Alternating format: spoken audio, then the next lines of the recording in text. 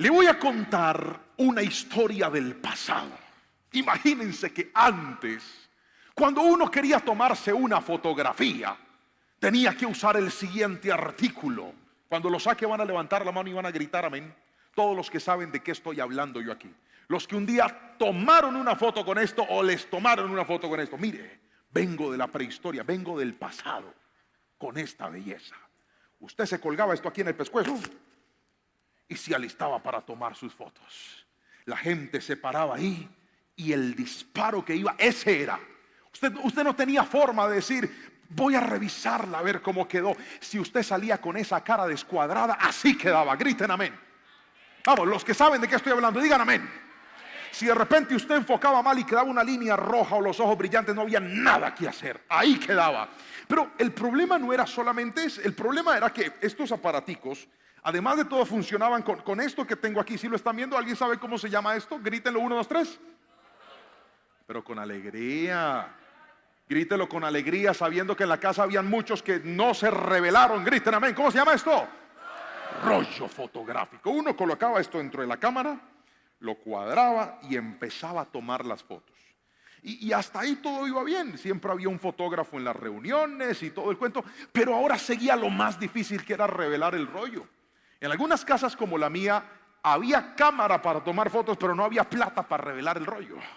Entonces había que esperar quién sabe cuánto tiempo hasta que por fin se revelaba. Y qué emoción cuando llegaban las fotos y uno podía verse. Era triste, porque yo no sé por qué razón mi mamá nos tomaba fotos desnudos en la bañera, expuesto a todo el mundo. Era una cosa espantosa, no como ahora que ya uno tiene la tecnología y demás.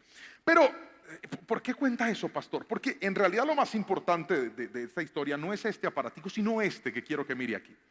Aquí dice Kodak. Y resulta que esta empresa dominó el mercado de las cámaras por muchos años. Eran los pioneros, líderes en ventas en el mercado. Habían colonizado el mundo a través de este servicio. Pero resulta que un día, en el año 1975, digan 1975, un ingeniero de Kodak inventó y desarrolló la primera cámara digital. Y resulta que este hombre fue a buscar al gerente de la compañía y le dijo: oiga, acabo de desarrollar un invento impresionante. Tengo diseñada la nueva cámara digital. Las palabras del gerente fueron las siguientes: muy listo, pero no se lo cuentes a nadie.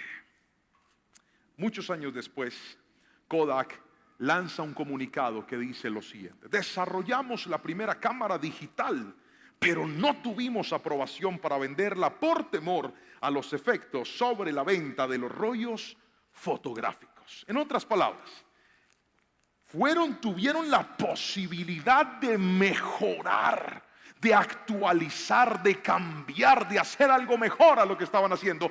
Pero ese cambio los asustó, porque dijeron: para traer lo nuevo tenemos que perder algo viejo, pero que está funcionando. Y ese temor al cambio terminó haciendo que hoy por hoy algunas personas que están conectadas o viendo esto ni siquiera sepan qué significa o qué es este aparatejo que tengo en la mano. Pero las cámaras digitales siguen funcionando, se metieron dentro de los celulares y hoy en día son la forma en la cual podemos tomar fotografías. Pero voy con otra historia, a ver quién se acuerda de este aparatico. Yo recuerdo que con mucho esfuerzo ahorré y se la regalé a mi esposa cuando era novia mía, en un cumpleaños. Mírela, 1, 2 y BlackBerry. Cámara, apunte de ahí. Levante la mano todo el que tuvo un BlackBerry alguna vez. ¿Se acuerda cómo conquistaba uno? Dame tu pin. Pastor, yo no sé de qué está hablando. Claro, papi, es que usted no es de esa generación, mío, pero ya le cuento. Tener esto era tener power. El que desenvainaba esto, ¿qué iPhone 14, 13, 15? Nada de eso, papá. Era la BlackBerry. Esta era la propia. Y entonces yo me acuerdo que le compré a mi esposa una, ¿te acuerdas? Una moradita. La dejó caer al siguiente día, Dios la perdone. Y entonces yo tuve mi BlackBerry y era impresionante, pero resulta que la tecnología empezó a avanzar y BlackBerry dijo: tenemos dominado el mercado por dos razones. La primera, por nuestro teclado. Era un mini computador. Y la segunda, nuestro sistema de seguridad encriptado acerca del PIN bebé de BlackBerry. Resulta que a la par, un hombre llamado Steve Jobs decidió desarrollar el primer celular sin teclado, solo pantalla, y BlackBerry dijo, eso no va a pegar. Los líderes del teclado somos nosotros. Se rehusaron a mejorar y bueno, ya usted sabe, BlackBerry desapareció y iPhone sigue vivo. Estas dos historias, no te la voy a tirar, imagínate, acabo de estortillarla. Estas dos historias que acabo de mostrarle son las crudas y reales historias de gente, empresas, marcas y productos que un día fueron muy poderosos, pero que cuando llegó la hora de mejorar, se rehusaron a mejorar, se rehusaron a cambiar y terminaron desapareciendo. Míreme a los ojos y escuche lo que le voy a decir. Aquello que no se mejora, algún día desaparece. Ahí había que decir amén. Aquello que no se mejora, algún día desaparece. Eso es lindo. Y me encontré en la Biblia con una historia que me llamó profundamente la atención, porque fue la historia de un hombre al que Dios le dio una oportunidad de mejorar y le dijo, vamos a hacer algo mejor con tu vida. Vamos a hacer algo mejor en medio de esta crisis. Vamos a hacer algo mejor en medio de este problema. Pero aquel hombre se rehusó a mejorar, y por rehusarse a mejorar perdió la oportunidad no solamente de hacer algo emblemático, sino también perdió un tesoro valioso por el que había luchado paradójicamente toda su vida. Así que quiero que vayamos a la Biblia y leamos la palabra del Señor, y luego iré directo a explicarle esta palabra que estoy seguro nos va a enseñar hoy por qué razón algunas personas, teniendo la oportunidad de mejorar, no mejoran. Pero creo en el nombre de Jesús que no será tu historia. Yo no quiero que tus sueños desaparezcan. Yo no quiero que tu familia desaparezca. Yo no quiero que tus proyectos desaparezcan. Yo no quiero que tu ministerio desaparezca. Al contrario, yo quiero en el nombre de Jesús que aunque pasen los años, tú puedas mirar hacia atrás y decir gracias Dios, porque eso que empezó creció, porque eso que me diste avanzó. Yo no sé si alguien quiere eso para su vida, para lo que Dios le ha dado. Así que hoy la palabra va a ser respuesta para tu vida. En el nombre de Jesús. Números, capítulo 20, versículo 1 al 12. Dice así la palabra del Señor. Toda la comunidad israelita llegó al desierto de Sin en el mes primero y acampó en Cades. Fue allí donde murió Miriam y fue sepultada. Versículo siguiente.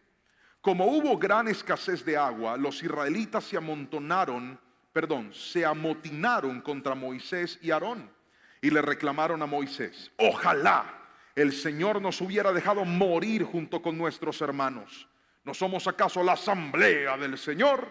¿Por qué nos trajiste a este desierto a morir con nuestro ganado? ¿Para qué nos sacaste de Egipto y nos metiste en este horrible lugar? Aquí no hay semillas, ni higueras, ni viñas, ni granadas, y ni siquiera hay agua. Moisés y Aarón se apartaron de la asamblea y fueron a la entrada de la tienda de reunión, o sea, el tabernáculo. Y dice, se postraron rostro en tierra, y entonces la gloria del Señor se manifestó ante ellos. Y el Señor le dijo a Moisés: toma la vara y reúne a la asamblea en presencia de esta, tú y tu hermano. Le ordenarán a la roca que dé agua. Así que harán que de ella brote agua y darán de beber a la asamblea y a su ganado. Tal como el Señor lo había ordenado, Moisés tomó la vara que estaba ante el Señor. Luego Moisés y Aarón reunieron a la asamblea frente a la roca, y Moisés les dijo: escuchen, rebeldes, ¿acaso tenemos que sacarles agua de esta roca? Dicho esto, levantó la mano y 2 veces golpeó la roca con la vara, y brotó agua en abundancia, de la cual bebieron la asamblea y su ganado. Versículo 12. El Señor les dijo a Moisés y Aarón: por no haber confiado en mí, ni haber reconocido mi santidad en presencia de los israelitas, no serán ustedes los que lleven a esta comunidad a la tierra que les he dado. Amén y amén. ¡Qué momento! ¡Qué momento! Basado en este texto y en esta historia que acabamos de leer, que ahorita vamos a desmenuzarla y vamos a entenderla paso a paso y parte por parte. Hoy he traído un mensaje de la palabra para todos ustedes que hemos titulado de la siguiente manera. Ahí está, 1, 2 y 3, mírelo y léalo. No quiso mejorar. No quiso mejorar. Y creo que esta es la triste historia de muchas personas que en algún punto de la vida dicen, oiga, ¿y ese hogar por qué se dañó? Porque esa persona no quiso mejorar. ¿Y ese empleado por qué lo tuvieron que sacar? Porque no quiso mejorar. ¿Y ese ministerio por qué se apagó? Porque esa persona no quiso mejorar. Esta es la razón por la que mucha gente tiene pero pierde. Esta es la razón por la que mucha gente alcanza pero no logra permanecer en ello. Y tú te vas a dar cuenta en tu vida que las grandes bendiciones no son las que se tienen, sino las que se mantienen. Porque tener no sirve si no lo sé administrar para que sea duradero en la vida. ¿De qué sirve usted decir, ay, a mí me fue tan bien, y yo tenía, y yo alcanzaba, si ahora no hay nada de eso?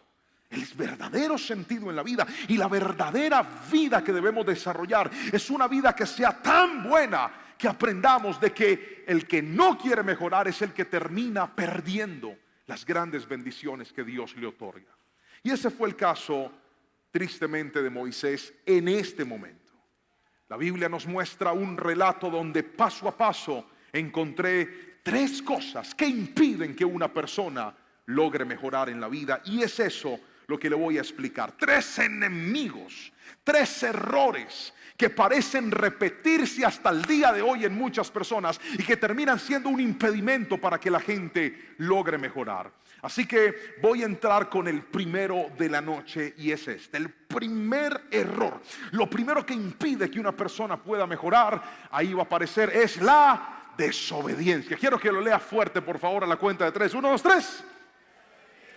Mire a los ojos al que tiene a su lado, por favor, y dígale: la desobediencia es la primera razón por la cual la gente no logra mejorar. Míreme aquí a los ojos y escuche esto. Resulta que el problema que se le armó a Moisés fue el siguiente. Está con el pueblo, todos conocemos que ellos están en medio de una peregrinación por el desierto, no están en su propia tierra, vuelvo a repetir, están en un desierto, un lugar donde están carentes de recursos, donde están carentes de agua, pero escuche esto, la mano de Dios no se ha cortado para bendecirlos ningún día de los que ellos estuvieron en el desierto. Dios siempre los ha acompañado. Dios siempre ha estado con ellos, pero en este momento empieza la quejadera del pueblo diciendo: ¿por qué nos sacaste? ¿Por qué nos trajiste a este momento difícil? Porque es que la gente quejumbrosa y la gente malagradecida, no importa qué tan bueno tú hagas por ellos, siempre les estarás debiendo algo. ¿Conoce una persona así? Levante la mano y dígame amén, por favor. Pero la gente malagradecida suele ser la que se olvida de todo lo bueno que un día hicieron por ella. La gente malagradecida es la que no le importa, deja de reconocer lo que un día se hace por ellos. La gente malagradecida siempre está mirando lo que falta y nunca reconoce lo que llegó. Ese era el pueblo. Estaban llenos de ingratitud y se le estaban quejando a Moisés. Y ante ese problema, él decide ir a buscar a Dios y le dice: Señor, hasta ahí todo va bien. Le dice: Señor, mira, esta gente está complicada, esta gente está siendo difícil, esta gente me está molestando, están pidiendo agua. Y Dios viene y le habla y le dice en el versículo 8: Moisés, reúnelos a todos, toma la vara y quiero que le hables a la roca. Dios le dio una instrucción. Quiero que escuches lo que te voy a decir. Mientras que tú no aprendas a respetar las instrucciones de Dios para tu vida, no vas a tener una vida funcional. Mientras que tú no apliques las instrucciones de Dios en tu familia no va a funcionar. Mientras que tú no apliques las instrucciones de Dios para tu juventud no va a funcionar. Tú puedes meterte en el proyecto que te provoque, en el proyecto que quieras, en el proyecto que sueñes o en el proyecto que te ofrezcas, pero la clave del éxito, la clave de la bendición bendición está en aprender a obedecer a Dios. Es como el que compra un mueble y no respeta las instrucciones, sino que trata de armarlo a su manera. Todo el que hace eso fracasa, porque las instrucciones te dan un paso a paso para que no cometas errores. Pero muchos de nosotros tomamos una relación y la manejamos a nuestra manera. Tomamos un proyecto y lo manejamos a nuestra manera. Nos metemos en un negocio y lo manejamos a nuestra manera. Tomamos una familia y la manejamos a nuestra manera. Hoy te voy a decir algo: hay gente que no ha podido mejorar porque no ha entendido que la clave para ser mejor no es pretender que te las sabes todas. La clave para ser mejor es reconocer que la voluntad de Dios es más fuerte que nuestra propia voluntad, que nuestra mente es limitada, pero la sabiduría de Dios es ilimitada. Aprende a obedecer a Dios y te vas a dar cuenta que lo que no funciona volverá a funcionar en tu vida. Si alguien me está entendiendo, por favor dígame amén en esta preciosa noche. Hay que obedecer a Dios. Se me dañó el noviazgo. ¿Estabas obedeciendo a Dios? No, pastor, ahí tienes. Se me dañó este negocio. ¿Estabas obedeciendo a Dios? No, pastor, ahí tienes. Pastor, estos peladitos están hechos un despelote. ¿Estabas obedeciendo a Dios? No, pastor. Se me armó un problema. ¿Estabas obedeciendo a Dios? Sí, pastor. Vas a salir victorioso de ese problema entonces, porque no es más que una simple prueba. Pero hay gente que la principal razón de sus problemas se llama la desobediencia. Usted no se alcanza a imaginar cuántas solicitudes tenemos que atender semanalmente de consejerías, de personas que están con la vida rota, despedazada, sin saber qué hacer. Y con el tiempo he aprendido que para que una persona cambie, no solamente necesita emotividad, también necesita obediencia. En mi escritorio o en mi sala de Zoom he tenido personas llorando que dicen: yo necesito un cambio, yo quiero ver algo nuevo en mi vida, yo necesito salir de esta dificultad, yo necesito salir de esta crisis. ¿Sabe qué hago cada vez que tengo una consejería con una persona que viene así? Le dejo tareas. Le digo: sí, ok, entonces vamos a hacer esto, considero que debes hacer esto, pero te voy a dejar esta y esta tarea. Y me vas a mandar un correo electrónico y me vas a reportar y me vas a avisar y yo voy a mirar. Ya que no saben. De los que han entrado llenos de lágrimas diciendo quiero un cambio, a la hora de la verdad no siguen las instrucciones. Y cuando no hay obediencia, usted puede sentirse mal, pero sin obediencia el sentimiento le dura muy poco tiempo. Y por eso hay gente que no cambia, porque en el momento dicen dame una oportunidad, pero cuando no tienes obediencia te vas a dar cuenta que pedir una oportunidad es fácil, pero aprovecharla, ahí es donde necesitas obediencia. Si alguien me está entendiendo, por favor levante la mano derecha y dígame un fuerte amén. Los grandes cambios en la vida no son el resultado de pretender que yo me las sé todas.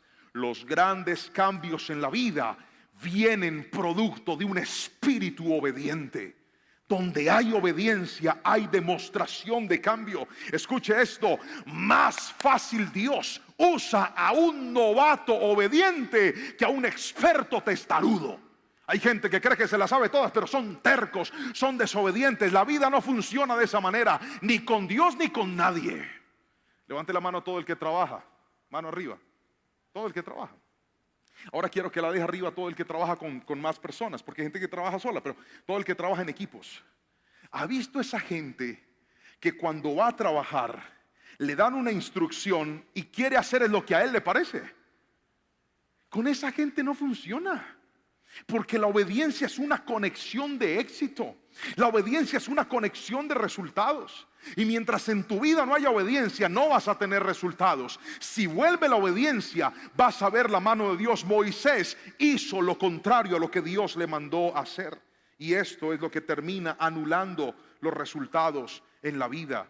Yo he comprobado con los años que una persona sin obediencia puede tener ganas, pero escuche bien, las ganas no cambian a nadie. Lo que cambia a la gente es la determinación. Y para tener determinación usted tiene que ser obediente en la vida. Si quieres ver la bendición de Dios sobre tu vida, sobre tu proyecto, sobre tu futuro, pon las cartas de tu vida. Y no estoy hablando del tarot, estoy hablando de cada área de tu vida. Ponlas delante del Señor y dile: Señor, aquí está mi estudio, aquí está mi familia, aquí está mi economía, aquí está mi tiempo contigo, aquí está mi salud, aquí está todo. En donde hay desobediencia, cámbiala por obediencia y vas a ver cómo lo que estaba muerto va a volver a vivir en el nombre de Jesús. Porque si la desobediencia trae maldición, la obediencia activa la bendición de Dios sobre cada uno de nosotros. Si me está entendiendo, por favor, dígame un fuerte amén en esta noche. Pero quiero pasar al segundo problema del por qué mucha gente tristemente no mejora. Y ahí está. 1, 2 y 3. ¿Lo puede leer, por favor, fuerte? Otra vez, léalo fuerte. La mala gestión de las emociones. Las emociones son algo que son parte de nuestra vida. Las emociones están impresas. Dios nos creó así. Dios las puso dentro de nosotros. A través de las emociones reaccionamos, accionamos, expresamos lo que sentimos, lo que nos gusta y lo que no nos gusta. Pero las emociones deben ser bien administradas, como todo lo que pasa en nuestra vida. Lo que usted no logra gestionar de forma correcta le va a generar problemas en su vida. Permítame explicárselo. Por ejemplo, su cuerpo necesita alimentarse. Si usted no se alimenta bien, su cuerpo se va a enfermar, porque usted tiene que gestionar de forma correcta su alimentación.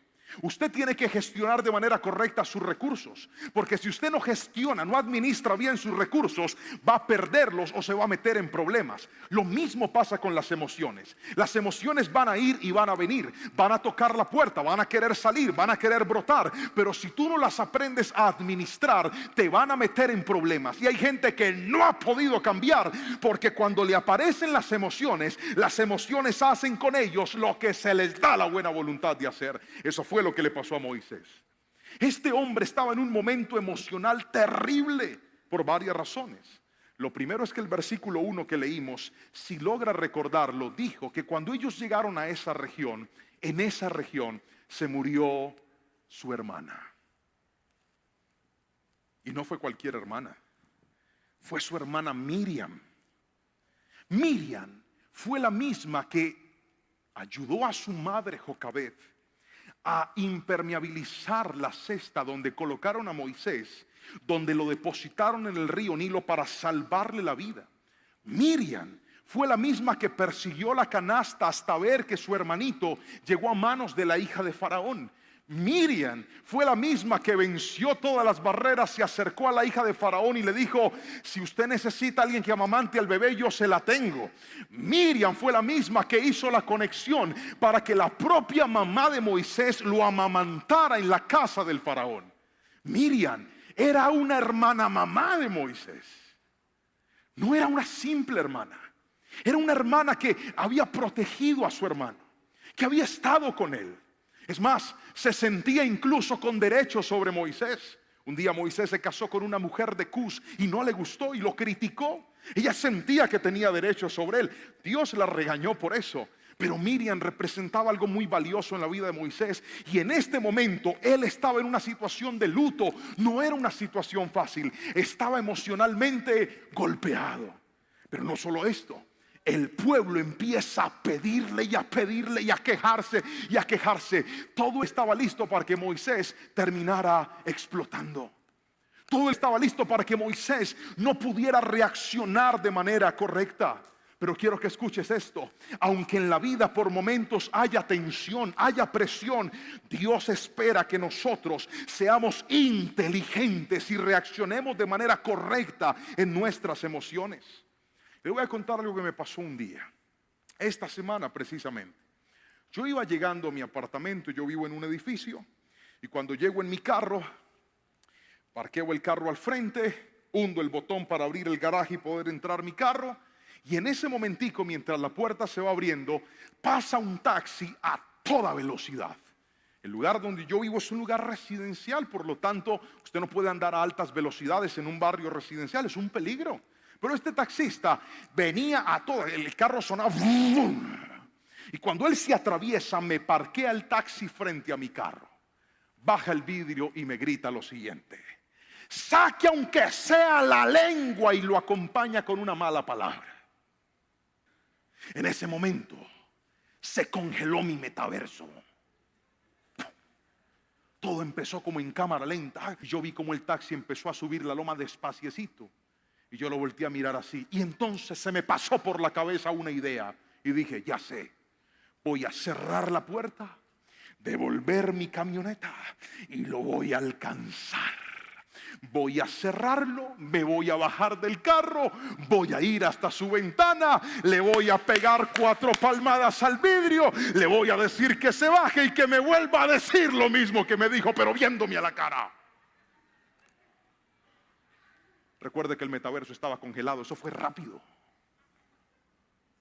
Y rápidamente vino un versículo a mi mente que dice lo siguiente: Proverbios 19:11.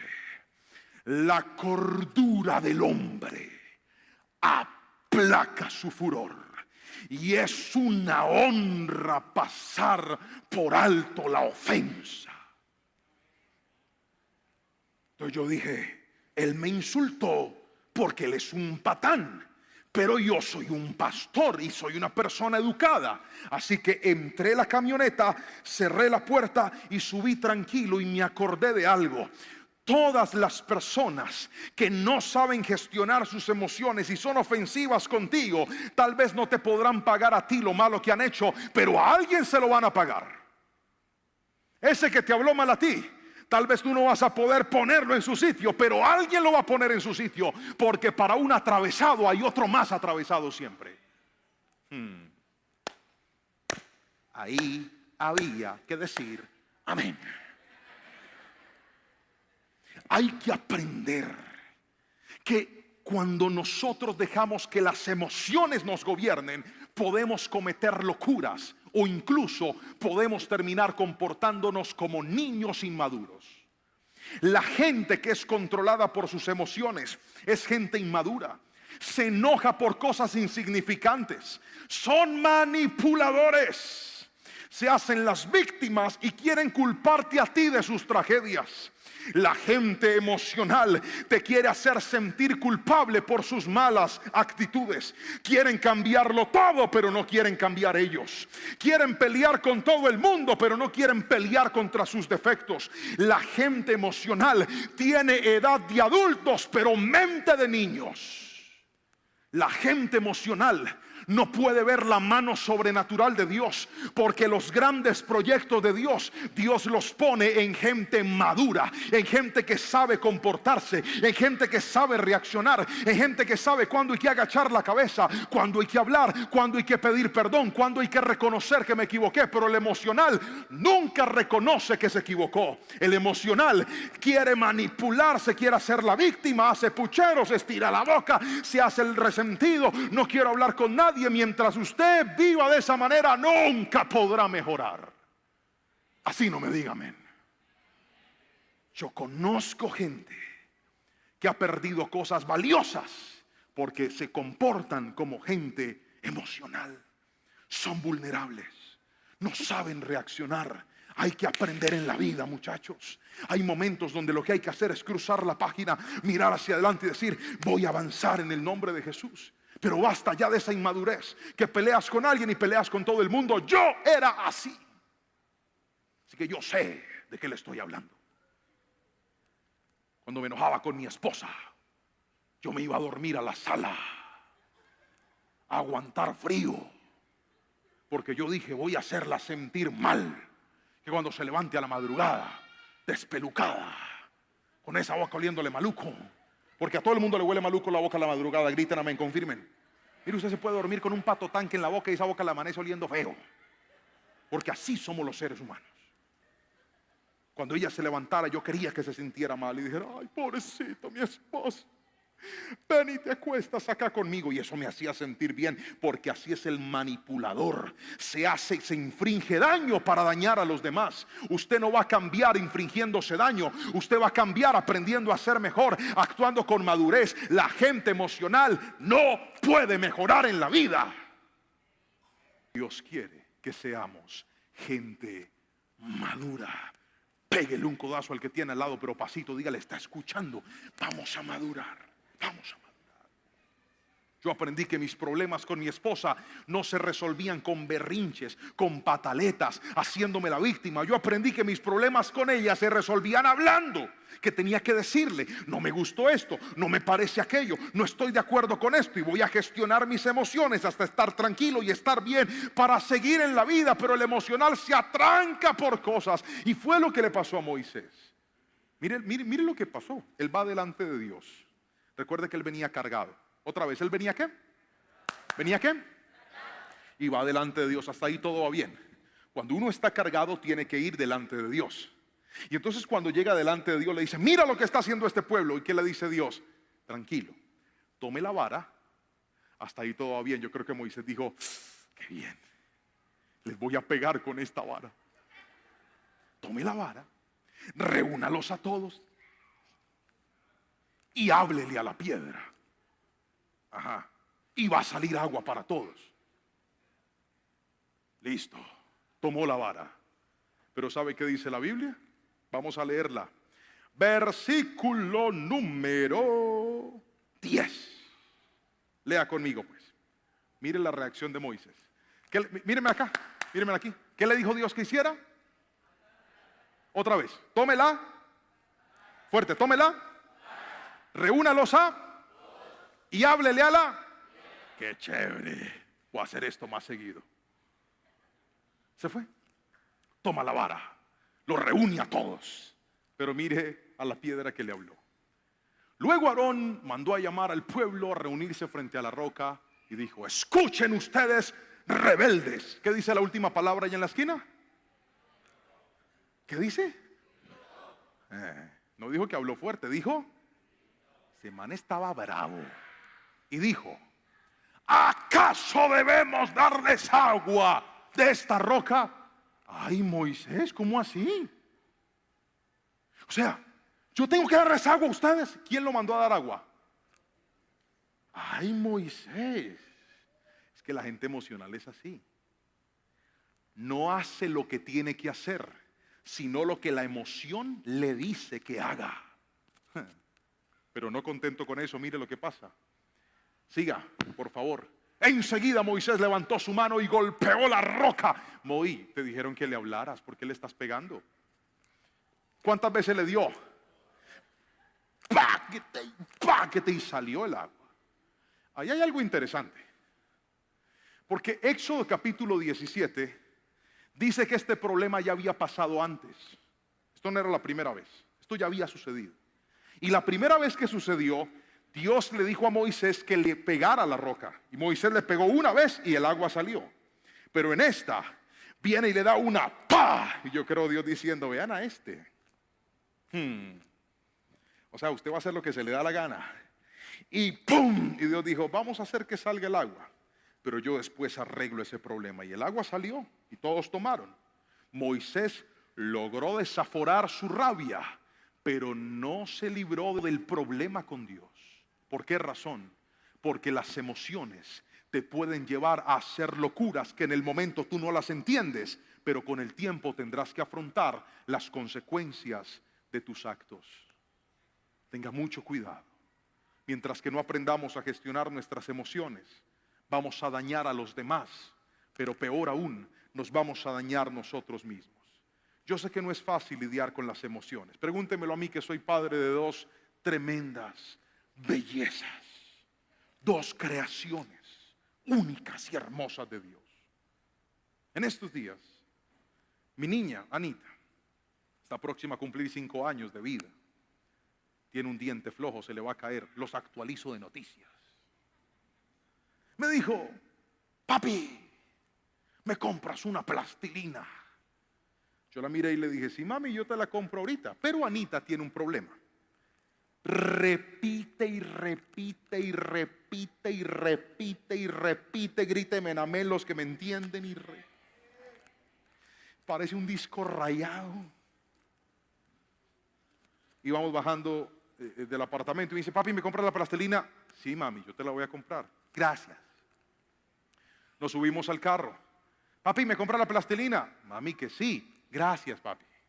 Salimos. Vuelta al apartamento. Papi, ¿me compras la plastilina? Sí, mami, yo te la compro. Llegamos, yo tenía que comprarle un medicamento al niño. Me bajé. ¿Puedo ir contigo? Ajá. Papi, ¿me compras la plastilina? Mami, aquí no venden plastilina. Ya, yo te dije que sí. Gracias. Pasamos a un supermercado a comprar las cosas de la lonchera. Papi, ¿me compras la plastilina? Mija, que sí. Mírame, yo te la voy a comprar. Espérate, por favor, ahora. Gracias. Salimos de ahí, nos subimos al carro. Papi, ¿me compras la plastilina? Y yo me volteé y le dije: Ana Sofía, la próxima vez que digas la palabra plastilina, no te la voy a comprar en lo que resta del 2023. Ok, papi. Arranqué en el carro. Cuando de repente hace... ¿Qué pasó, Anita? No, la boca que está diciendo plastilina. Ya no más, ya basta. Tome su plastilina, y se la di. Y descansé. Pero así es la gente cansona. Nos llevan al límite, digan amén. Pero los límites son los que demuestran la calidad de algo.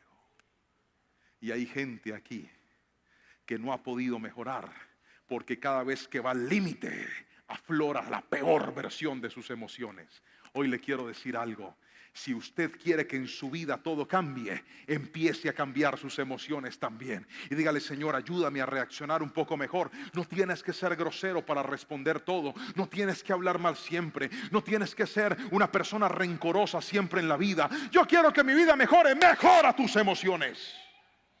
Yo quiero que todo vaya en bendición. Mejora tus emociones. Yo quiero que mis relaciones sean mejor. Mejora tus emociones. En vez de estar pensando y trabajando que todo el mundo cambie, mírate a ti mismo y voy a desarrollar inteligencia emocional. Eso es parte de una correcta espiritualidad. Si me estoy explicando con la suficiente claridad, por favor dígame amén en esta noche.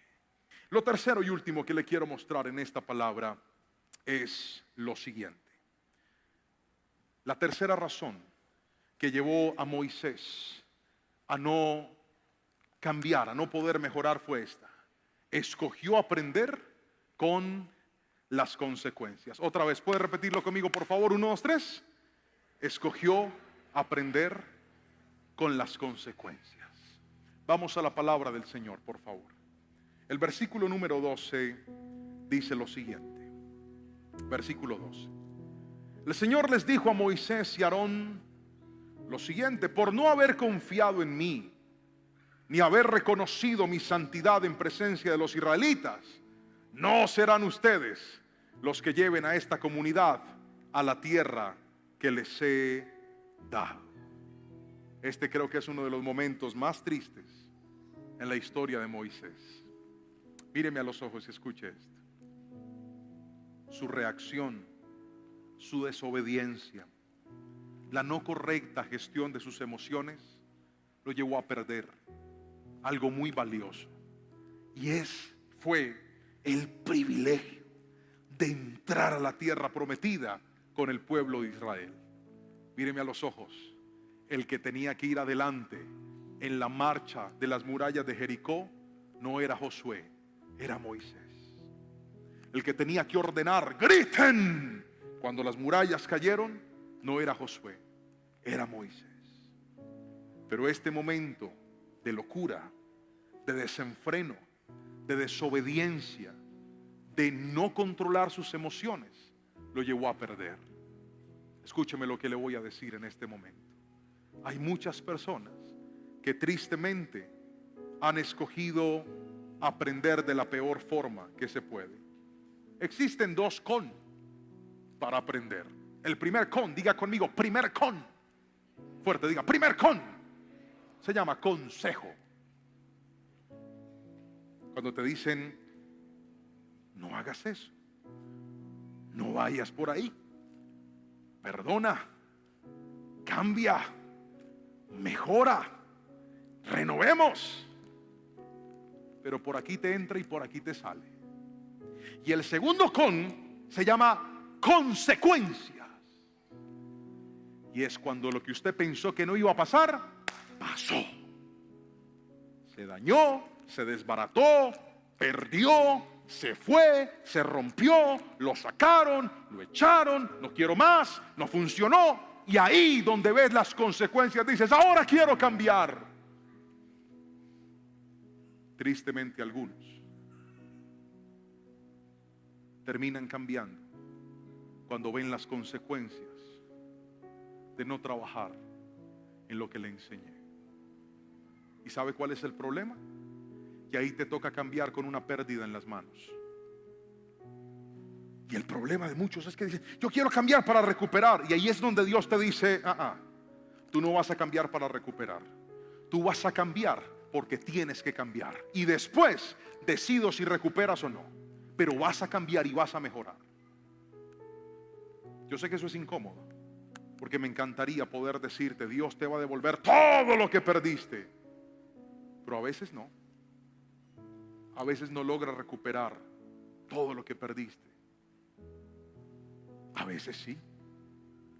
Todo depende de qué tan genuino sea tu cambio y qué tan consciente seas que mientras sigas en una vida que no quiere mejorar, seguirás en retroceso, en retroceso y en retroceso. Pero yo quiero hacer una oración hoy, porque considero que el Espíritu Santo es capaz de darte una nueva oportunidad. Considero que el Espíritu Santo es capaz de decirte, hagamos algo. Mejora pues, cambia. Pero no cambies por el milagro, cambia por ti. No cambies por la bendición, cambia por agradarme. Y yo voy a hacer que la nueva vida que vengas, la nueva vida que tengas, sea mejor que la que un día perdiste. Yo quiero hacer esa oración por usted hoy. ¿Alguien la quiere recibir? Yo quiero que por favor me levante la manito derecha. Todo el que dice hoy, pastor, debo confesarle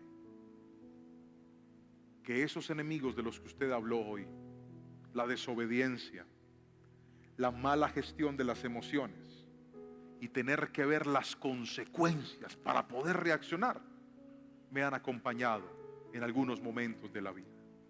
Si usted es uno de ellos, con humildad, con sencillez de corazón, no sintiéndose el peor, porque el primero en levantar las manos soy yo. Yo sé que se siente, pero también sé y conozco la misericordia de un Dios que hoy te dice, voy a hacer algo nuevo contigo. Cierre los ojitos, por favor. Si quiere ponerse de pie, puede hacerlo. Levantar sus manitos y decirle conmigo, Señor, por favor, ora conmigo y dile, Señor, yo te pido. Vamos, ora conmigo, dile, yo te pido en esta noche que me perdones. Ora conmigo y dile, Señor, por favor, perdona mi desobediencia. Pon tus manitos en tu corazón. Esta oración es tuya con Dios. Es un momento tuyo con el Espíritu Santo. Dile, Señor, por favor, perdona mi descontrol emocional. Perdona mi inmadurez. Perdona ese comportamiento inadecuado que he tenido en la vida. Y dame una oportunidad otra vez. Dígale, Señor, perdóname por reaccionar tarde. Perdóname por no haber pensado a tiempo. Por no haberme movido a tiempo. Por no haber hecho las cosas en el momento indicado. Señor, perdóname porque a veces es el dolor de las consecuencias el que me hace reaccionar. Perdóname. Perdóname porque yo sé que si hubiera reaccionado antes no hubieran pasado tantas cosas. Pero yo te agradezco, Dios, porque tu misericordia, dice la palabra, es nueva cada mañana. Y yo estoy seguro que muchas cosas que estaban rotas, Cristo las va a reparar en tu vida en el nombre de Jesús. Hoy lo creemos, hoy nos apropiamos de esta oración, y yo estoy completamente seguro que las lágrimas del dolor de las consecuencias serán cambiadas por lágrimas de regocijo y gratitud ante un Dios bueno que perdona a aquel que de verdad se arrepiente y decide cambiar. Yo te doy gracias por esta palabra, por este momento. Honramos y bendecimos tu nombre. Amén, amén y amén. Dele un aplauso fuerte, por favor, al Señor por su palabra, por hablar a nuestros corazones.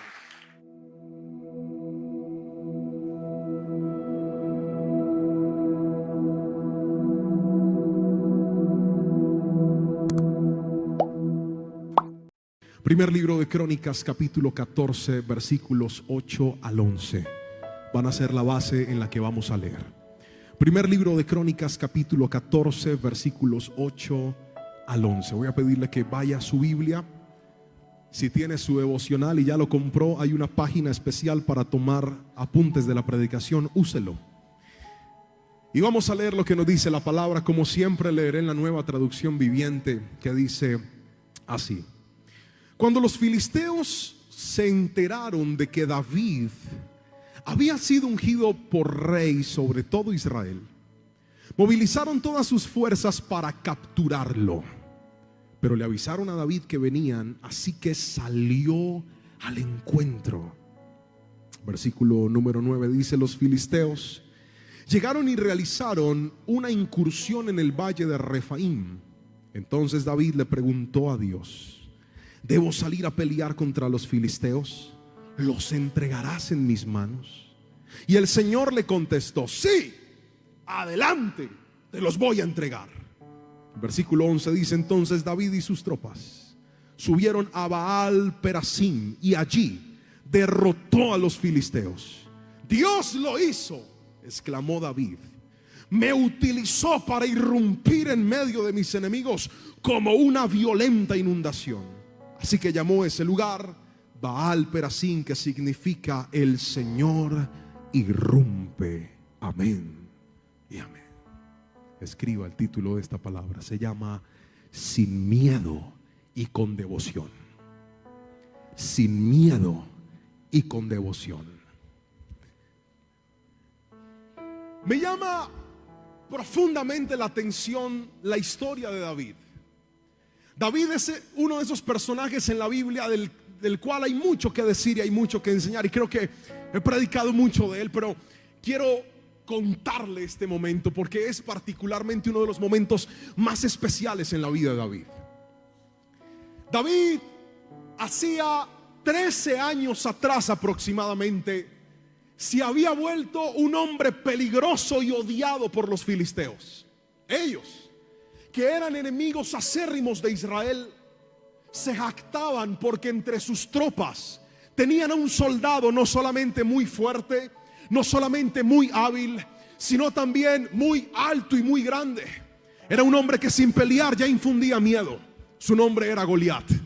Lo habían usado en repetidas ocasiones para amedrentar al pueblo de Israel, y dice la palabra que por 40 días este paladín salía y provocaba al pueblo de Israel a tal punto de resolver la batalla como muchas batallas en la antigüedad se resolvían. Y decían: para que no mueran tantos soldados, escoja cada uno un soldado y el que gane, ese le va a dar la victoria a todo su pueblo. Hicieron ese acuerdo, y aunque los filisteos tenían su soldado, Israel no lo tenía, hasta que apareció David, un joven de aproximadamente 17 años, y contra todo pronóstico David mata a Goliat.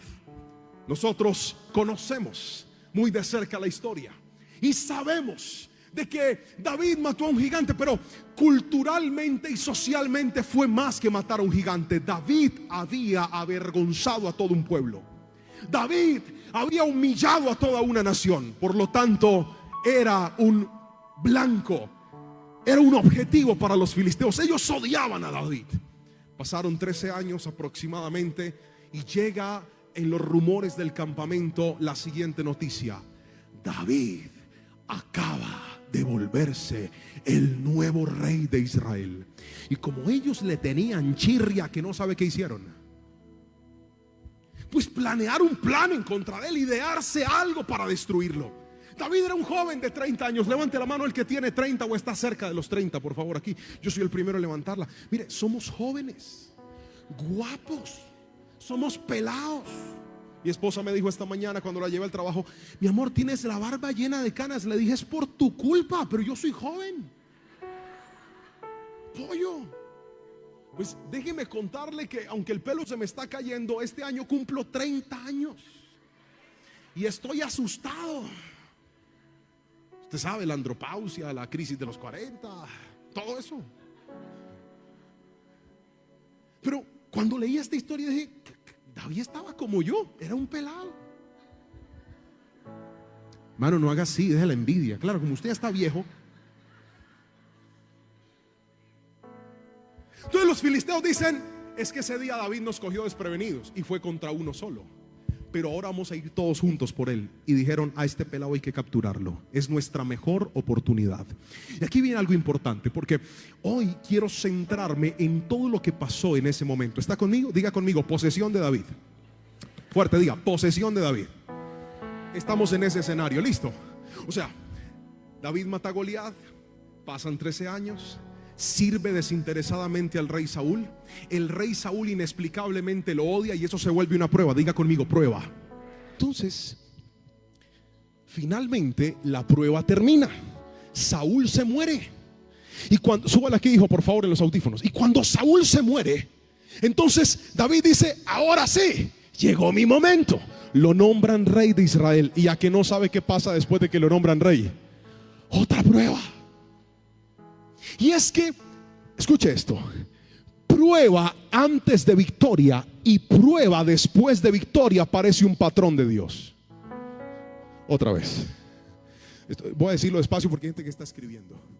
Prueba antes de victoria y prueba después de victoria parece un patrón de Dios. ¿Por qué, pastor? Déjeme enseñarle por qué. Resulta de que la prueba que está antes de una victoria tiene un propósito, y ese propósito es promoverte, los que están escribiendo. Pero la prueba que está después de una victoria tiene otro propósito y se llama establecerte. Vengan dos personas aquí, ven Freeman, ven Juan David, por favor. Vengan, suban, corran, hagan de cuenta que un perro los está persiguiendo. Corran. Eso es. Señor, ayuda a la hermana ahí que está bien gozosa. Parece aquí, muy bien. Quédese ahí. Él va a ser Goliat. Digan conmigo: Goliat. Está parecido, ¿eh? Él va a ser Goliat y yo voy a ser David. Pasa la siguiente prueba: mato a Goliat. Usted se muere. En realidad Goliat cayó para adelante, pero perdónele eso, por favor. Muere Goliat. David llega a su victoria, se vuelve rey. Y ahora, cuando más debe estar celebrando diciendo: Dios está conmigo, Dios lo hizo, Dios es bueno, viene otra prueba. Se llaman los filisteos. Levante la mano. Otra prueba. Y sabe, vi en estos días un video que me llamó profundamente la atención. Era el video de cómo un herrero fabricaba un hacha. Toma el hierro y cuando tiene el hierro lo mete al fuego. Diga conmigo: fuego. Cuando el hierro está caliente, caliente, caliente, el herrero empieza a golpearlo y le empieza a dar forma. Pero una vez termina de darle forma, vuelve y lo mete al fuego. Y yo digo: pero ¿por qué lo mete dos veces al fuego? La primera vez es para darle forma, pero la segunda vez es para que nada lo deforme. ¿Está conmigo? Quiero que escuche esto, porque hay gente aquí que vino el 2019 pasando momentos difíciles y hoy Dios te dice: fueron para promoverte. Señor, ¿y por qué ahora estoy viviendo otros? Y Dios dice: es que quiero establecerte, porque lo que te voy a dar no quiero que nada ni nadie te lo quite. Lo que voy a poner en tus manos no quiero que nada ni nadie te lo arrebate. Por eso no visiones la prueba. Mire, si David hubiera tenido una visión incorrecta, ¿sabe qué hubiera hecho David? Hubiera hecho algo como esto: Señor, llámate a Goliat. Ya me hiciste rey y ahora esa gente conmigo, ¿tú qué tienes contra mí? David tenía una visión correcta. David dijo: si Dios ya me dio la victoria antes, me la va a volver a dar ahora. Porque aquí lo importante no es quién me está saliendo al encuentro, sino quién está conmigo todo el tiempo. Está conmigo. Lo importante no es qué problema te está amenazando. Lo importante no es qué crisis te está tocando la puerta. No, es quién vive dentro de tu casa. Si Cristo está contigo, no importa qué prueba venga, vas a ver su victoria. Grite mi amén hoy.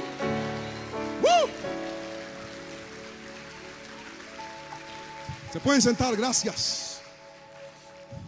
Primero, escriba, sin miedo y con devoción. Primero, para enfrentar cada circunstancia. Para enfrentar cada circunstancia. El versículo 8 dice: cuando los filisteos se enteraron de que David había sido ungido por rey de todo Israel, movilizaron todas sus fuerzas para capturarlo, pero le avisaron a David que venían, así que salió a su encuentro. Cuando David se dio cuenta de que lo iban a atacar en un momento bueno para él, no se asustó, no se fue corriendo, no se encerró a llorar como Elías. Recuerda que cuando Elías mata a los profetas de Baal, el fuego desciende. Le dicen: vea, Jezabel le manda a decir que lo van a matar. ¿Qué hace Elías? Se deprime y se va corriendo y se esconde. David no. David tiene una victoria en este momento y le dicen: viene todo un pueblo en contra suya. ¿Y sabe qué hace David? David vio con la visión correcta. Él no vio la prueba con los ojos naturales, porque cuando usted ve la prueba con los ojos naturales, usted está viendo lo malo que a usted le puede pasar. Pero cuando usted ve la prueba con los ojos espirituales, usted está viendo lo grande que Dios puede hacer. Otra vez, cuando usted ve la prueba con los ojos naturales, usted está viendo lo malo que le puede pasar. Pero cuando usted ve la prueba con los ojos espirituales, está viendo lo grande que Dios puede hacer. Por eso David dijo: pues ¿saben algo? Si ellos me van a buscar, no los voy a dejar llegar, yo los voy a ir a encontrar. Y dice la Biblia: David le salió al encuentro. Y cuando le hablo de no tener miedo y tener devoción, en este primer punto quiero que piensen esta palabra, porque es importante. Es la palabra actitud. Otra vez, actitud. ¿Sabe? Las batallas no se ganan en las circunstancias. Las batallas no se ganan con los actos. Las batallas se ganan en la mente. Y muchos de nosotros, por cualquier cosa, dañamos nuestra actitud. Cualquier cosa nos deprime, cualquier cosa nos hace llorar, cualquier cosa nos aburre. Usted parece un sube y baja. De repente viene al culto: hermano, ¿cómo está? Bien, pastor, la gloria es de Jehová de los ejércitos, aleluya. Y a los 8 días, ¿cómo está? Bien, para no preocuparme. Tenga actitud. ¿Qué es la actitud? Tener una buena actitud implica entender que si viene una prueba contra mí, yo no debo pensar y decirle: ay Señor, líbrame de las pruebas, líbrame de los momentos difíciles. Dios a nadie le libra los momentos difíciles, porque Dios no nos llamó a evitarlos. Dios nos llamó a saltarlos, a sobreponernos, a vencerlos, a fortalecernos en el Señor. Yo ese amén le digo amén pecueca. ¿Sabe qué dice David? Salió al encuentro. Me encanta, me fascina. ¿Que me van a atacar? Listo, me van a encontrar. Y se fue con su ejército y los esperó. Digo: a ver, ¿cómo es? Eso se llama tener buena actitud. Mira, los problemas son como los perros bravos. Nunca se olvide lo que le voy a enseñar hoy. Otra vez, los problemas son como ¿qué? Como los perros bravos. Cuando un perro bravo sale a perseguirlo a usted, el peor error que usted puede cometer es correr. Porque si usted le corre al perro bravo, lo persigue, lo atrapa y lo muerde. Y si tiene rabia, usted puede morir. Cuando un perro bravo le ladra, quiere espantarlo, páresele de frente y diga: ¿qué hubo? ¿Qué hubo? Y el perro se asusta y se va. Pero hay gente que ante las crisis y las dificultades huye. se lloran, se lamentan. No, Dios quiere que este 2020 tú entiendas que si frente a ti se pararon 4 gigantes, más fuerte que esos 4 gigantes es tu Dios poderoso. Por eso dile: Señor, si vienen contra mí, por un camino vendrán y por 7 saldrán huyendo, pero no yo, sino ellos, porque Dios está. Alguien tiene que decir mi amén en esta mañana. Levante las manos con una actitud de vencedor y diga conmigo: Dios pelea por mí. Tome una buena actitud, pero piense de manera correcta.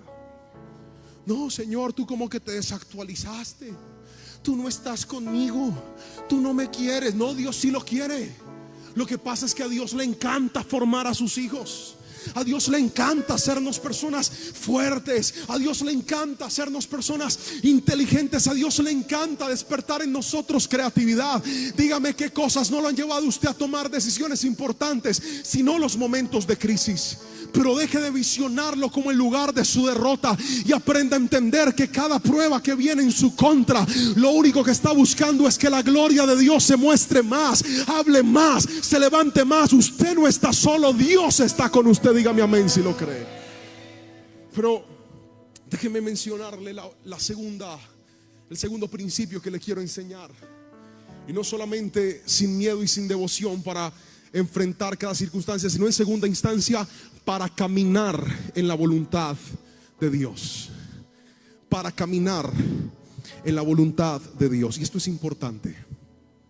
El versículo 9 dice: los filisteos llegaron y realizaron una incursión en el valle de Refaín.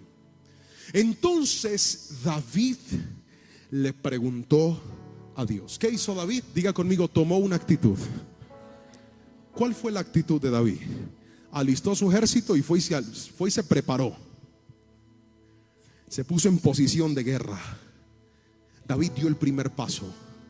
Porque hay personas aquí que no han visto la mano sobrenatural de Dios porque no han dado el primer paso. Señor, yo no sé qué hacer, a mí no me alcanza, Padre, yo estoy aquí colgado. Y tienen en su mente ideas. Dios les ha dado sueños de negocios, de emprendimiento, están ahí. No, Señor, tengo tanto susto, Padre. Mire, si Dios deposita en usted una visión, muévase. Este punto no estaba aquí, pero yo sé que el Espíritu Santo quiere hablarlo, y si es para uno me basta. Si Dios depositó en su corazón un sueño, créale a Dios y muévase. Es que me da miedo, a todo emprendedor le da miedo, mi hermano, pero confíe en Dios, que finalmente y a la larga lo posible lo hace usted, pero lo imposible lo hace Dios. ¿Me escuchaste? ¿Me escuchaste? Tal vez para ti era este culto, y por esta palabra recíbela. Confía. David dio el primer paso, estaba ahí, y cuando estaba listo para pelear, no peleó. Oró y dijo: Señor, ¿tú quieres que yo pelee con los filisteos? Vamos a leer la Biblia. Entonces David y sus tropas,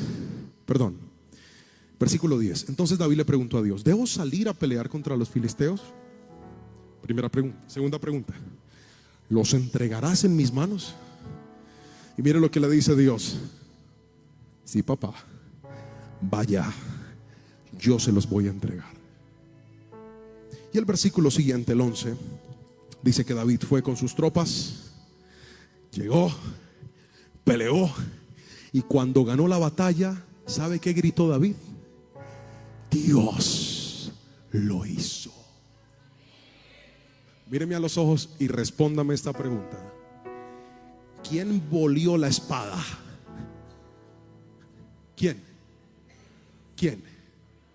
No, ¿cómo que Dios? ¿Quién movió la espada? ¿Quién dio la victoria? ¿Quién movió la espada? ¿Quién dio la victoria?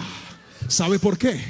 Porque cuando usted camina en la voluntad de Dios, usted entiende que lo más poderoso no está en la punta de su espada, sino en la boca de Dios. Caminar en la voluntad de Dios implica que yo hago mi parte, pero Dios hace la suya, y yo tengo que estar seguro que Dios está conmigo. Pero hay gente aquí que toma acciones, toma decisiones, no le consulta a Dios, no le pregunta a Dios, se mueven como vacas locas, van, negocian, compran, venden, no le dicen: Señor, ¿será que esto es tuyo? No, lo vemos tan bueno, lo vemos tan favorable, lo vemos tan agradable que poco nos importa lo que Dios piense, sino que nos vamos metiendo y decimos: bueno, pues finalmente Dios está conmigo, Él lo puede hacer. Pregunta: ¿David tenía razones para moverse por sus propias fuerzas? Claro que sí. David pudo haber dicho: bueno, yo antes maté a Goliat, ¿cómo no voy a ganarles ahora? Acabo de ser el nuevo rey de Israel, ¿cómo no voy a pelear? ¿Cómo Dios no me va a ayudar? Y con todo y eso se paró y dijo: no, antes de moverme voy a consultar la voluntad de Dios. Pero el gran problema de muchas personas es que ahora son tan espirituales, son tan cristianos, tienen tanta experiencia, saben tanto de los negocios que no le preguntan a Dios. Y a veces en lo que más sabes, donde más te has equivocado. Pastor, no nos regañe. Pégale un codazo al que tiene al lado, dígale: escuche. Si es su esposo o su esposa y es terquito, péguele duro. Dígale, sáquele el aire y dígale: vea, si ve lo que yo tanto le he dicho a usted y no quería venir al culto. Espéreme, tanqueo.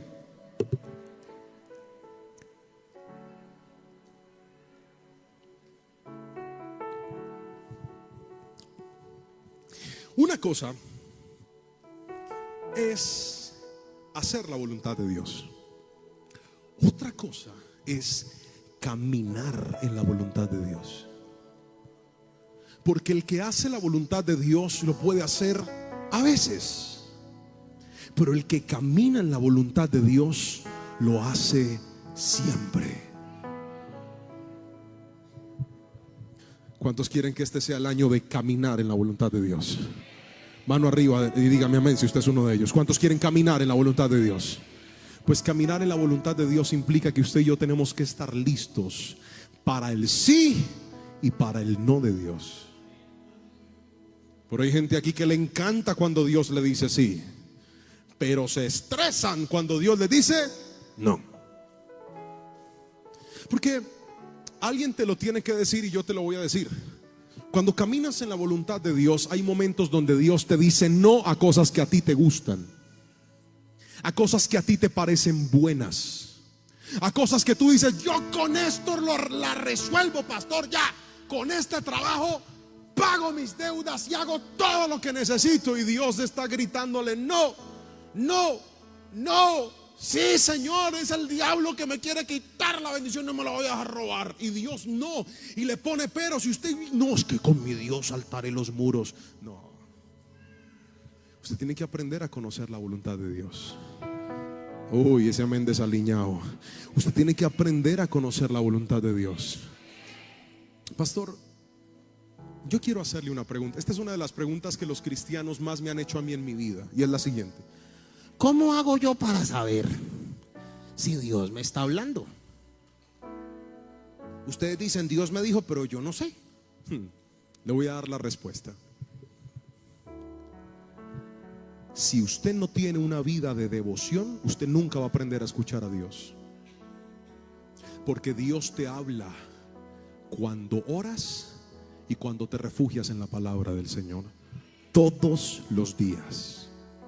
Cuando usted tiene el hábito de orar y de leer la Biblia, hay días donde parece que Dios no habla. Es muy sencillo. Usted lo leyó, oró y se paró y dice: ve, sí, me siento bien, estuve en la presencia del Señor, pero hay como silencio. Pero cuando usted lo vuelve un hábito, hay momentos en donde Dios te quebranta y te hace llorar, donde tu Biblia queda empapada en lágrimas y tu devocional también, porque sientes palpablemente la voz de Dios en tu corazón y en tu vida. Así que la voz de Dios no es como un relámpago que te dice: sí, lo voy a hacer. No, Dios habla en lo íntimo de su presencia. Usted nunca podrá conocer la voluntad de Dios a menos de que aprenda a buscar todos los días la presencia del Señor. Entre más tú lo conoces, más tú lo identificas. Levante la mano los que se acuerdan de la vida antes del celular, por favor, mano arriba. A ver, todos los viejos que estamos aquí, levante la mano los que vivimos en esa generación donde usted tenía que rascar la rueda del teléfono para llamar. Levante la mano, déjela arriba. Ahora déjela arriba el que alguna vez llamando a una casa saludó a la señora pensando que era la suegra, pero era el hermano de la novia. ¿No le pasó? Que uno dice, ay, ¿cómo está doña Marta? No, habla con Jaimito.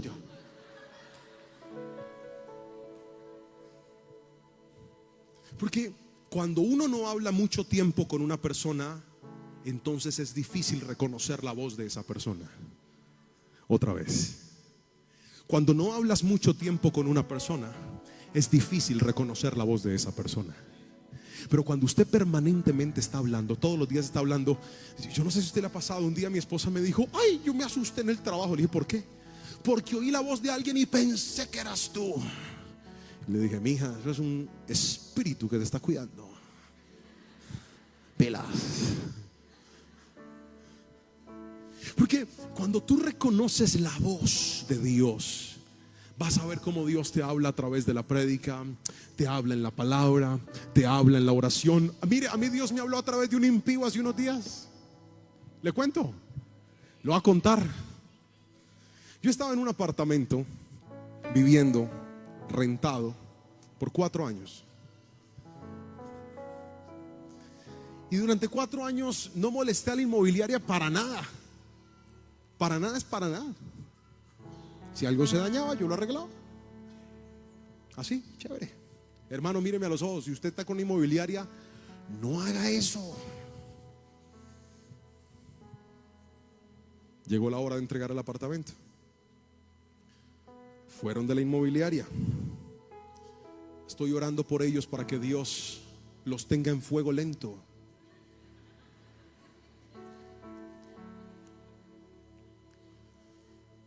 Me dijeron, hay que hacer esto. Yo, bueno, listo, yo lo hago.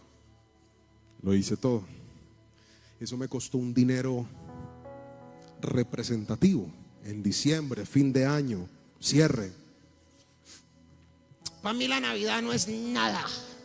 Yo eso no le como cuento ni vaina. Yo tampoco, pero yo tengo 2 hijos que no quiero que sean así de amargados, pues son niños. Entonces yo no le puedo decir a mis hijos el 25 de diciembre, regalo para qué en la bobada, en enero les compro, vea.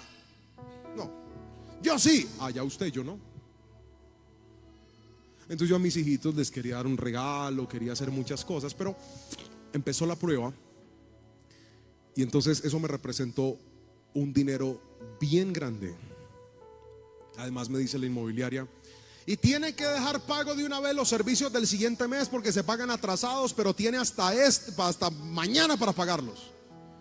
Y era un dinero representativo y yo no lo tenía. Listo, me lo conseguí. Estaba en el banco a punto de consignar.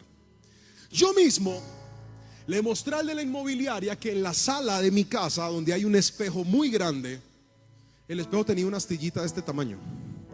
Yo se la mostré. Eso no se notaba. Yo mismo fui, lo llevé, le dije, venga, le muestro algo. Este espejo tiene esta astilla. Quiero que por favor le diga al dueño que si él me permite repararlo, ponerle algún tipo de decoración, sobremarco, algo para que no perdamos todo este espejo. Además es muy costoso, costaba casi $1.000.000.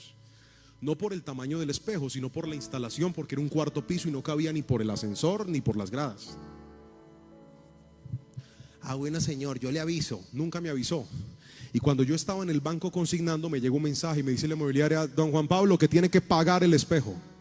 Y tiene hasta el lunes 30 de diciembre. Y si no lo tiene puesto el lunes, le cobramos otro mes, casi $1.000.000 de arriendo.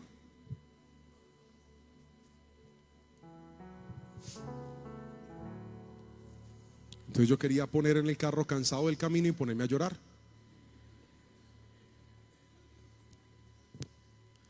Le empecé a preguntar muchas cosas a Dios y me dio rabia, mucha rabia. Porque dije, Señor, no los molesté para nada.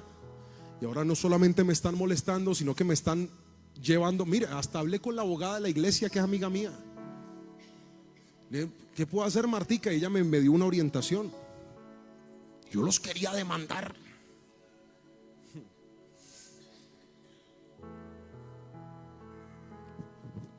Y me empecé a preocupar. Eran muchos gastos, muchos gastos. Dios me había bendecido con algo y ese algo se estaba acabando. Se acabó y ahora me faltaba más. Y dije, Señor, ¿y ahora qué? Pero cuando tú aprendes a caminar en la voluntad de Dios, tú sabes. Esta frase es un cliché, pero hoy hay gente que la necesita. No hay mal que por bien no venga. Otra vez, no hay mal que por bien no venga. Entonces, mira el panorama, todos esos gastos. Viene mi esposa y me dice: mi amor, ¿sabes qué quiero yo de regalo de Navidad? Y le dije: ¿qué? Un tratamiento para la carita. Esos tratamientos dermatológicos. Yo voy a averiguar el tratamiento. $500,000 Ay, pero ¿por qué se asusta si eso no es nada? Dígame. Vea, la gente cachetuda dice amén. Dígame. Para Dios eso no es nada, pero en medio de una crisis es mucho, ¿sí o no? Yo decía: Señor, ¿y ahora qué voy a hacer? Yo me cogía la cabeza, yo decía: Padre Santo, ¿qué voy a hacer? ¿Qué voy a hacer? Un día antes. ¿Cuándo? Un día antes viene el milagro del Señor. Todas las empresas a donde había llamado me habían dicho: le podemos hacer eso después del 10 de enero. Dije: me van a cobrar el mes. No se podía un día antes. Conseguí la empresa que lo hacía. Viene alguien y me dice: mira, quiero honrar y quiero bendecir tu vida, toma esto. Y cuando llegó la bendición, no solamente pude pagar todo lo que necesitaba pagar, salir de todo lo que tenía que salir, sino que además me quedó. Y le dije a mi esposa: mi amor, acompáñeme a Cutis.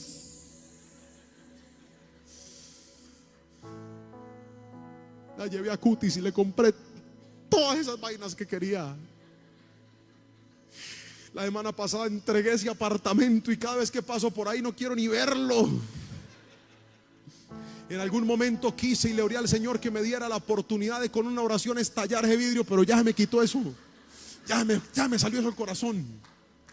Y sabe que pude ver en ese momento que Dios me dijo algo y me dijo: quiero que entiendas, mi hijo, que cuando tú pases por momentos difíciles en este año, quiero que entiendas que tú no dependes de tu salario, tú no dependes de tus fuerzas, tú no dependes de lo que puedes hacer, tú dependes de mí. Por eso quiero que cierres y abras el año dependiendo de mí. Cuando caminas en la voluntad de Dios, vas a verla. Alguien gríteme amén si lo cree, por favor, y alabe el nombre de Cristo con gozo. Dependemos de Dios.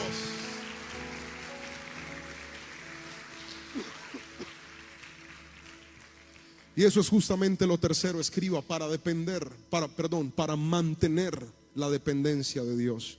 No solamente para caminar en la voluntad de Dios, es decir, estamos en medio de la senda de Dios, sino en tercera instancia dependemos de eso. Dicho de otra manera, si te sales de la dependencia de Dios, la vida te colapsa.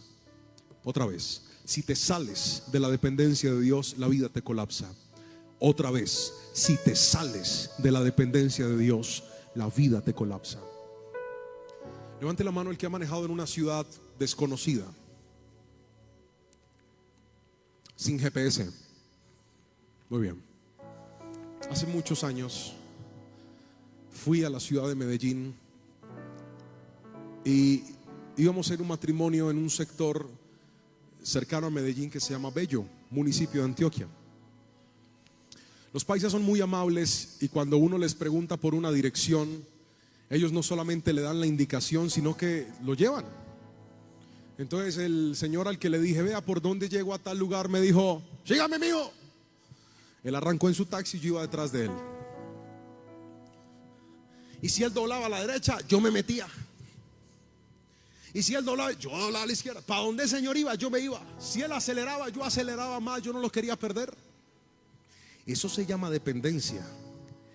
Él sabía a dónde iba y yo sabía a dónde quería llegar. Pero la dependencia no se concentra en por dónde estoy yendo, sino hacia dónde estoy yendo. Otra vez, una vida dependiente no se enfoca en por dónde estoy yendo, sino hacia dónde quiero llegar. Otra vez, una vida dependiente no se enfoca en por dónde voy, sino a dónde voy.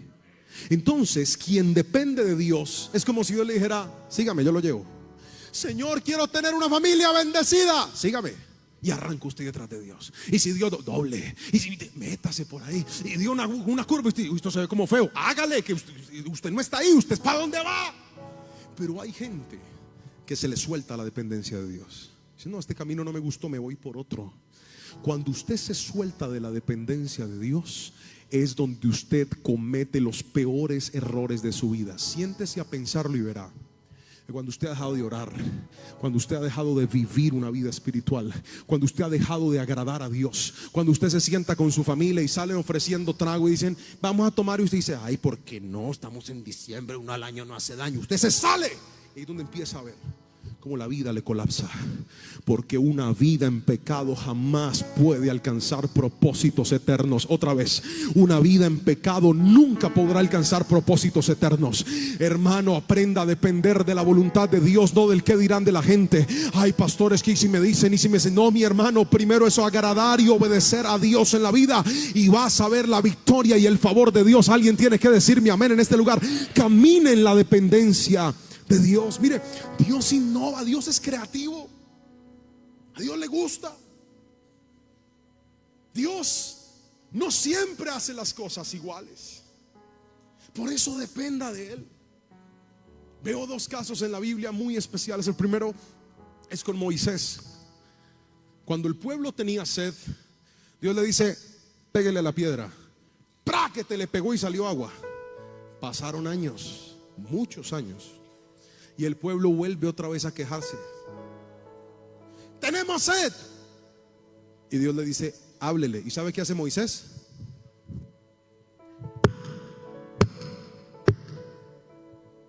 Por más de que le pegó, no hacía nada, porque ese día Dios se le dio la buena voluntad de hacerlo diferente.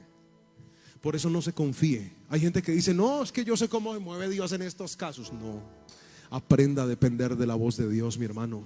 Dios le gusta que nosotros dependamos de Él. A Dios le gusta que se respeten las instrucciones que Él da.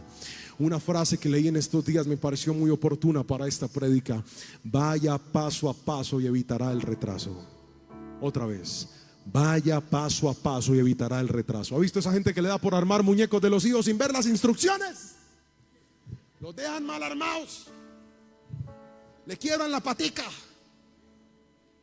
Porque a Dios le gusta que respetemos los procesos. Otra vez, a Dios, porque el que respeta los procesos desarrolla una de las características más lindas del fruto del Espíritu Santo: paciencia. Pero la gente que no respeta los procesos es la gente que le gusta que las cosas pasen ya. No, este 2020 no va a ser el año. Sí, yo sé que nos gustan esas prédicas de Dios te va a acelerar, Dios te va a dar. Sí, todo eso está bien, pero Dios no siempre acelera. Dios se toma el tiempo cuando se lo quiere tomar y cuando sabe que usted lo necesita. Punto. Eso de que este 2020 Dios te va a acelerar y lo que te iba a tardar 20 años te va a tardar uno. No, mi hermano, sáquese eso de la cabeza. Sí, hay veces donde Dios acelera, pero Dios acelera cuando usted está formado. Si usted necesita formación, Él a nadie lo acelera. Él se toma el tiempo de formarlo, porque Dios lo prefiere a usted formado que bendecido. ¿No ve que usted bendecido sin formación pierde la bendición? Otra vez.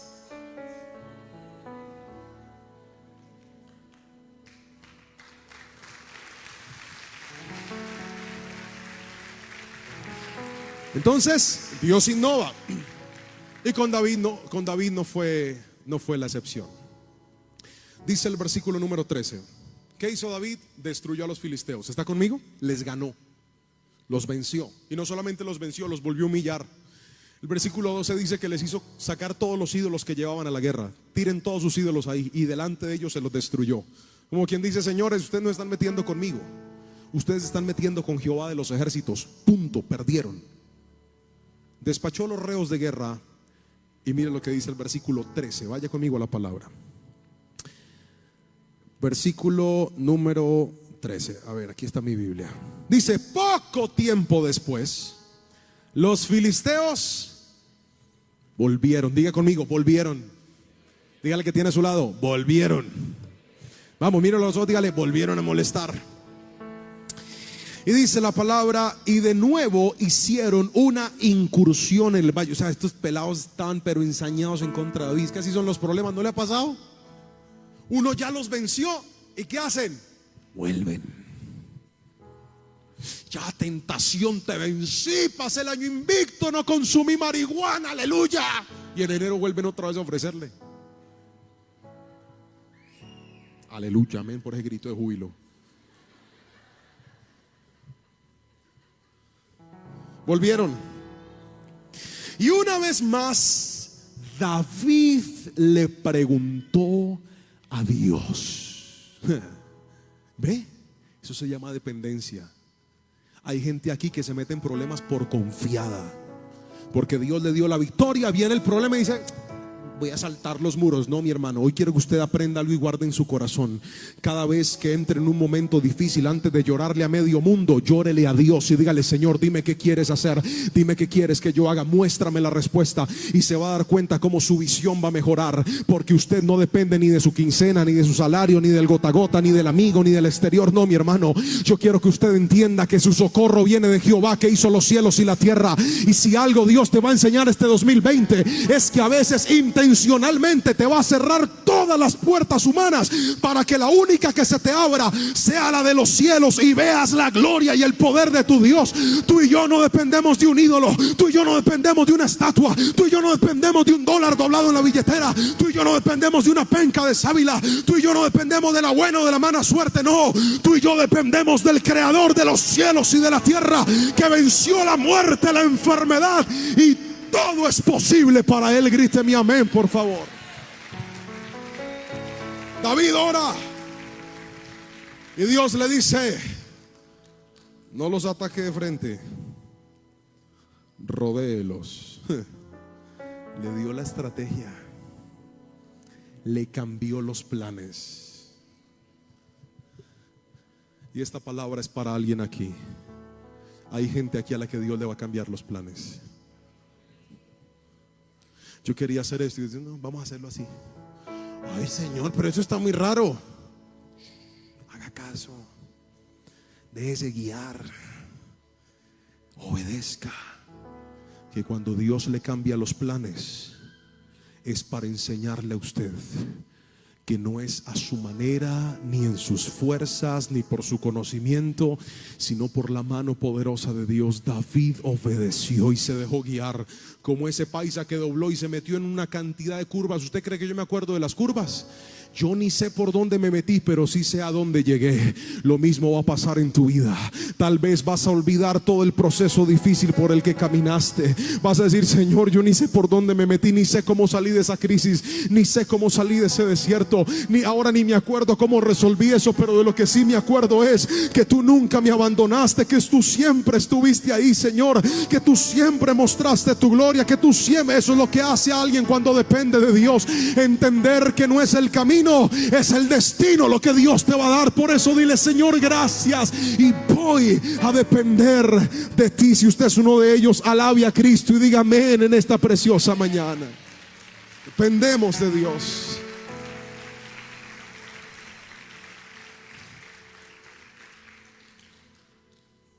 Pero a veces queremos cambiar los planes de Dios. A veces queremos movernos a nuestra conveniencia. Y si alguien sabe lo que nos conviene, es precisamente Dios. Pero a veces, por eso a veces nos quita lo que pensamos que nunca nos iba a quitar. Aleja de nuestro camino lo que pensamos que nunca se iba a alejar. Porque quien vive en la voluntad de Dios siempre se llevará sorpresas en su vida. Pero vuelvo a la palabra rema de esta mañana: no hay mal que por bien no venga. Esa no es la palabra rema. Yo antes me preocupaba mucho cuando algo se salía de mi control, porque suelo ser una persona muy perfeccionista en lo que hago. Suelo ser una persona que si todo no está en el punto, no me lanzo. Y cuando algo se descuadra, me afecto mucho.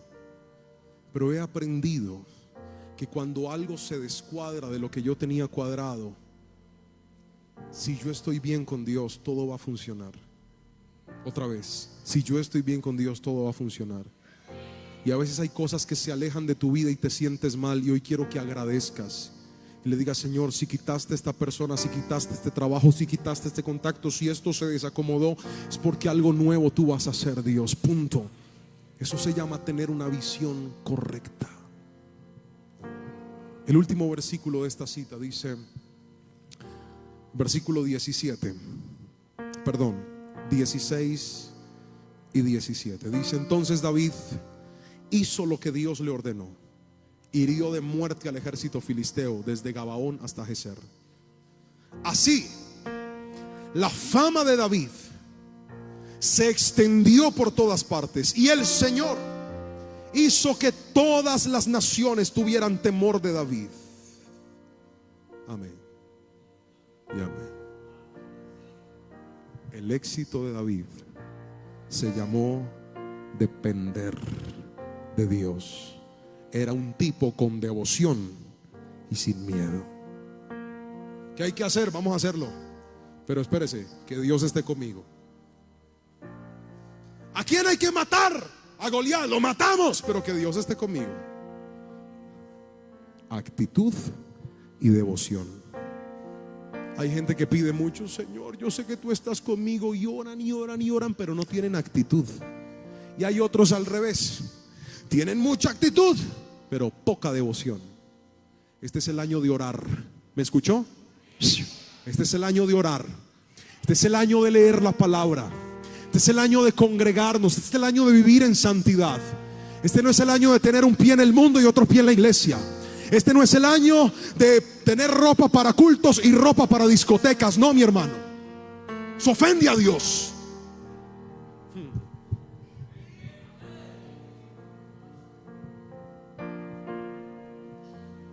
Este no es el año de guardar cajetilla de cigarrillo entre las camisas. ¿Por qué ponen a predicar a ese pelado? ¿Por qué?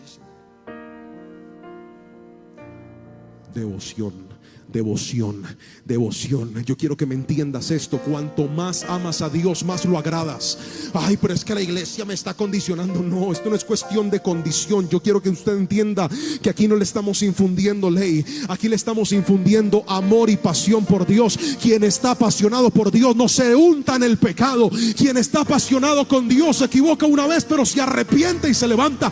Quien está apasionado por Dios vive para agradarlo a Él, y quien lo agrada a Él ve la victoria. Todos aquí queremos una vida en victoria. Todos aquí queremos que nos vaya bien. Empiece por agradar a su Dios y va a ver el poder y el amor y la manifestación poderosa de Dios en su vida. Que este 2020 Dios abra los cielos, pero usted abra el lugar secreto en la presencia del Señor.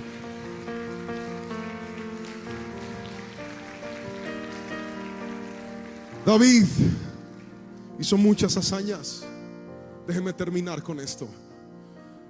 El capítulo 11 de Crónicas nos dice que un día David se enamoró de un territorio. Se llamaba Jebús. Era una fortaleza. Era una ciudad muy bonita, con murallas. Porque en ese momento habían dos regiones. Una se llamaba Silo y otra se llamaba Galad. Y en Silo estaba el tabernáculo, el mismo tabernáculo que Moisés había construido, el mismo, muchos años ahí estaba. Era el lugar de adoración. Pero en la otra región estaba el reino político, la casa de Saúl, el palacio de Saúl. Pero cuando David se volvió rey, él dijo: no, esto no me gusta. Yo quiero algo nuevo. Porque cuando usted tiene visión, usted siempre sueña con algo más. Y eso no se llama, y la ambición no es mala. La ambición en Dios no es mala. Usted puede soñar con más. ¿Alguien puede decirme amén? Porque yo siento en mi corazón que aquí hay gente sentada que Dios los ha estado empuje y empuje y no han querido. Pero hay gente aquí que no, mire, hay gente que está cansada de trabajarle a las empresas, está cansada. Dios te va a bendecir y te va a dar ideas y te va a dar creatividad y te va a ungir y vas a darle trabajo a muchas personas. No lo dudes, cree en Dios. Yo sé que esto no es para todos. Hay gente que está feliz en su empresa, gloria a Dios, eso no está mal, ni es pecado. Pero estoy hablando con gente que tiene sueños en su corazón y está ahí sentada esperando que Dios haga lo que le toca hacer a usted. David vio esa ciudad y dijo: me gusta. ¿Y sabe qué dice la Biblia literalmente? Escuche. Y David entró a la ciudad de Jebús, tierra de los jebuseos. Y cuando David iba a entrar, los jebuseos se jactaron y dijeron: ¿qué va a hacer usted aquí si esto tiene fortalezas? Y la Biblia, sin muchos detalles, dice: David la tomó, y desde ese entonces hasta el día de hoy es conocida como la ciudad de David. ¿Sabe qué hizo David en esa ciudad? En su ciudad construyó su palacio, y en su ciudad levantó el tabernáculo de Dios. Jebús nunca jamás iba a ser conocido como Jebús. Jebús hasta el sol de hoy tiene un nuevo nombre, se llama Jerusalén. Y los profetas escucharon el nombre que Dios le dio a esa ciudad. Dios no la llama Jerusalén, Dios la llama Sión, la tierra prometida. ¿Sabe qué hizo esa ciudad tan grande?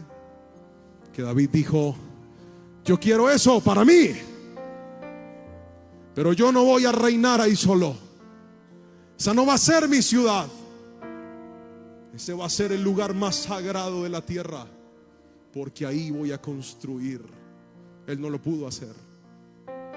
Pero cuando usted lee la Biblia, el que pagó la construcción de ese templo fue el propio David. Y hasta el día de hoy reposan las ruinas de un templo que será reconstruido en una ciudad que antes era de una nación pagana y hoy le pertenece a los hijos de Dios, por un hombre que entendió que no tenía que tener miedo y sí tenía que tener mucha devoción.